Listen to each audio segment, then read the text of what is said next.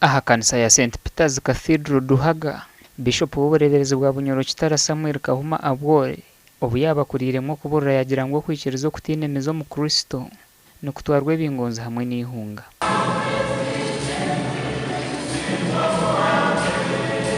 In the same way, as a Christian, we have to be grounded.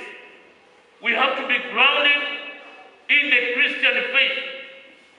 And we have to keep renewing our life. Ubwo bureberezi bwa Bunyoro Kitara buri mu kwetebekana zo kujaguza emyaka 50 mu kwezi kwa10 Bishop Kahuma yasima government hawe nkute zikozurwe ziri kuzahamya nyamukuru y'amadini gona omurembo rwa Hoima. The places we consider the remote, places like Kyangwali, you can reach Kyangwali almost on tarmac. All those places. Hoima, Obora Kagana, Obora Masi. Once you don't accept that you are corrupt, you can't change. There are so many forms of corruption starting from our families. Omureberezi bwa Hoima Bishop Vincent Kirabonwe yayebembera mu kitambo cya misa kandi nawe yashaba abakatoliki kutwara Yesu nk'ecyo kureberaho.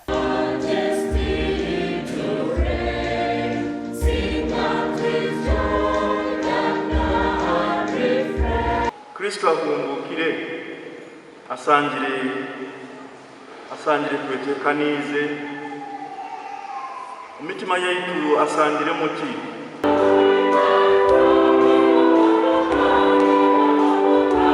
Umugande Bishop w'ubureberezi bwa Ruwenzo Right Reverend Ruben Kisembo yashaba ko habaho kwikiriza no mu mahanga gariyon garwana agaramo Democratic Republic of Congo hamwe na Ukraine kwenda ngo kufa kw'abantu ba burijo kukarekeraho.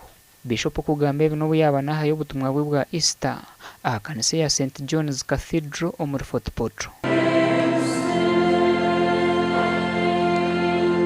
Senseless war that is killing Russian people to Ukraine, Russia. We want to pray these leaders. There are some people here, the rebels that are starting our people. We want to pray that these leaders will resist from pride. Bishop Kisembo nagira ngo intarezi ziteganisa abantu abarukutura mu mahanga gahizira umune zigendo mu misho ngo konkana bari mu mahanga gandi bagiziro kuteganisibwa.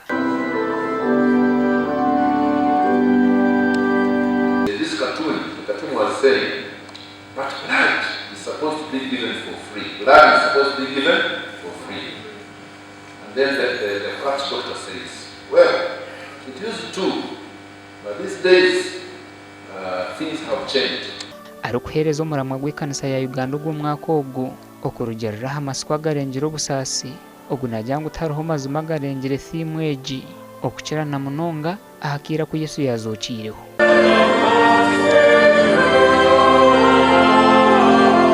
This plans not only be about fun, not only be about fun. Easter is here, and now is the right time. Wish everybody a wonderful weekend. Gashakwanwaga ba Ambrose Katoto na Jonathan Tusingwire.